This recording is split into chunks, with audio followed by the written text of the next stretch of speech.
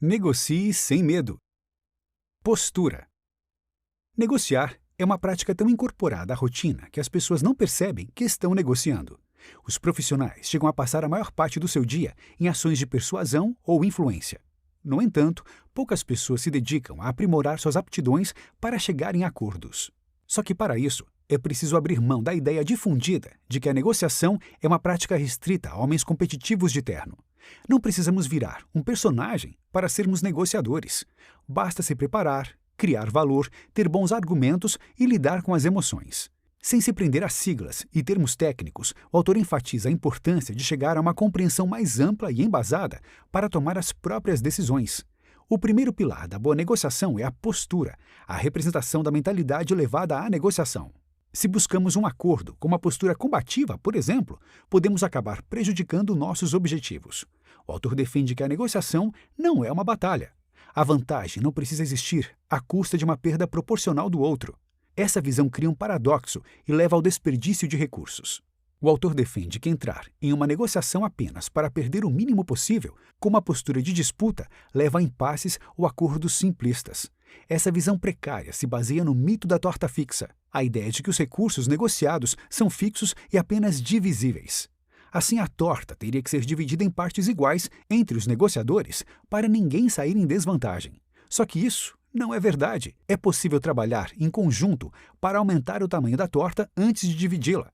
Independentemente de quem é o negociador, é desejável que a preocupação com criar valor entre os dois seja maior do que apenas a de um dos negociadores sair perdendo. O ideal para trocar inteligentemente é adicionar variáveis à negociação, sem se concentrar em um único aspecto. A isso, é preciso acrescentar a busca por soluções criativas. Para criar valor, é preciso inventividade. Se a negociação se baseia apenas em concessões de cada um, não há criação de valor. A discussão unicamente sobre finanças, sem levar em conta opções criativas, dificulta os bons acordos. Preparação. O segundo pilar da negociação melhora a geração de valor e o surgimento de soluções criativas. Ao vermos a negociação como um processo construtivo, podemos nos dedicar a identificar elementos úteis e aumentar as chances de um bom resultado. Só que listar todos os pontos que precisamos ter em mente para negociar é uma tarefa gigantesca. Por isso, é melhor fazer uma preparação breve e eficiente a só idealizar uma extensa. Boa parte das pessoas não prepara a negociação por presumir que só o jogo de cintura, a intuição e a experiência servem. Mas o autor revela que é um erro acreditar que o improviso puro é melhor do que a preparação. O ideal é combinar a intuição com o processo consciente e sistemático. O erro é confundir preparação com comportamento rígido. Afinal, se preparar não é sinônimo de ficar apegado ao plano. Aqui, vale ter em mente que não se trata de uma preparação simplista. Não basta apenas ter o preço que quer negociar e o valor mínimo. Ao focar em uma só variável, a negociação corre o risco de se tornar um cabo de guerra. A preparação se divide em 3 elementos. Mapeamento das partes, em que são listados os influenciadores da decisão, as pessoas que se beneficiariam ou não com o acordo.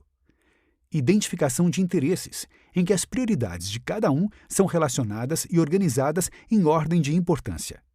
Análise de alternativas externas, em que hipóteses são levantadas para o caso de não conseguir chegar a um acordo. Sem nos preparar com esses elementos em mente, podemos restringir a busca por boas saídas. Aqui, vale prestar muita atenção em quem participa da busca por um acordo. A escolha de parceiros de negociação conta tanto quanto a negociação em si. Um diretor comercial que quer negociar para implementar um projeto para o aumento de receita pode ter mais sucesso ao escolher alguém do setor de marketing como parceiro.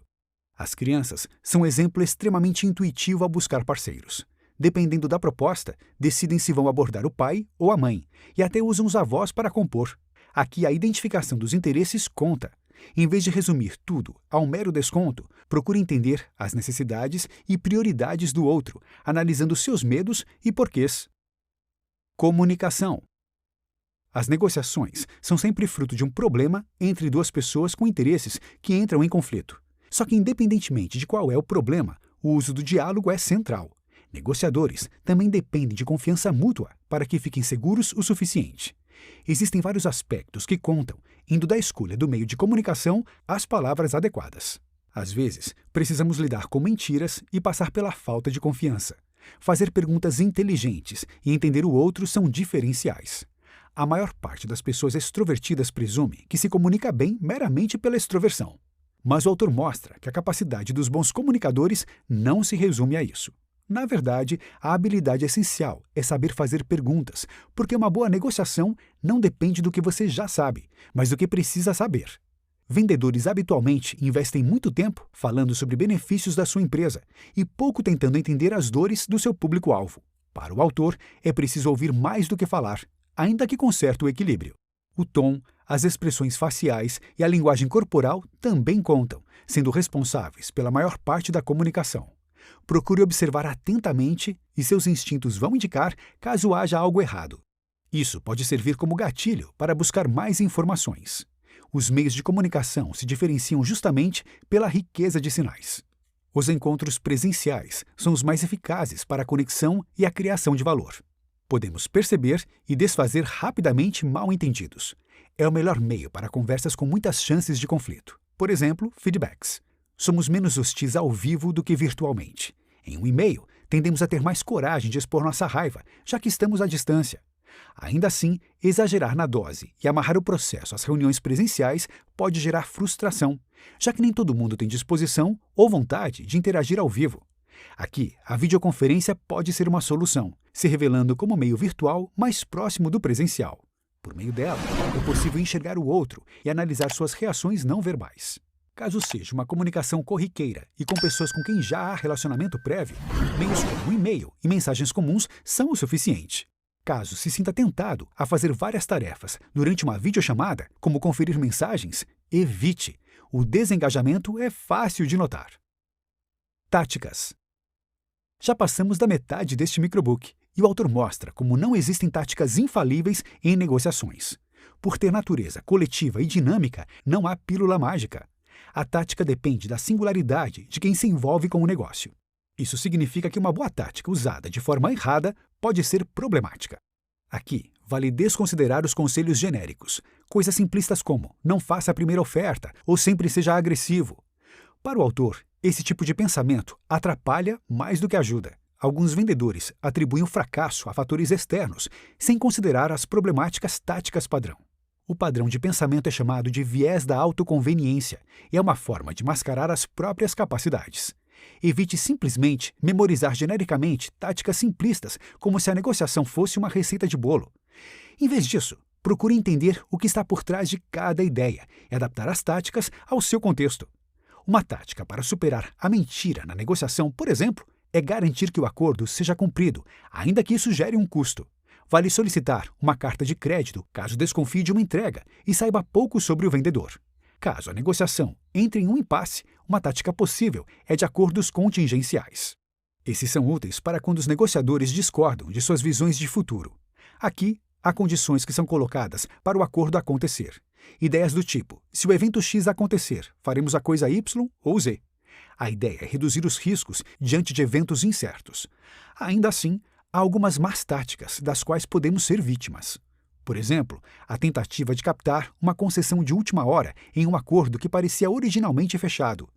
Algo como, conversei com a gestão e eles disseram que precisamos de um desconto de 2% para fechar. A ideia é oportunista e pode fazer com que uma pequena concessão ponha em risco toda a negociação.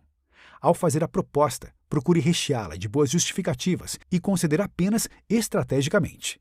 Insira variáveis e combine as concessões entre elas. Ao conceder, valorize. Deixe claro que está abrindo mão de algo para ajustar a proposta. Se houver desproporcionalidade, deixe claro. É importante reforçar o papel de uma negociação recíproca.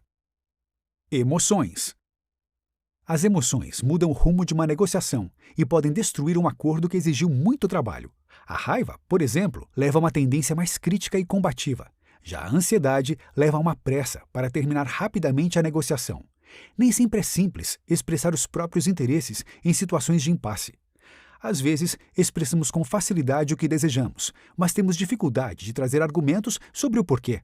Para o autor, o desafio está nas conversas cruciais, diálogos entre duas pessoas com uma carga alta de emoção e opiniões divergentes.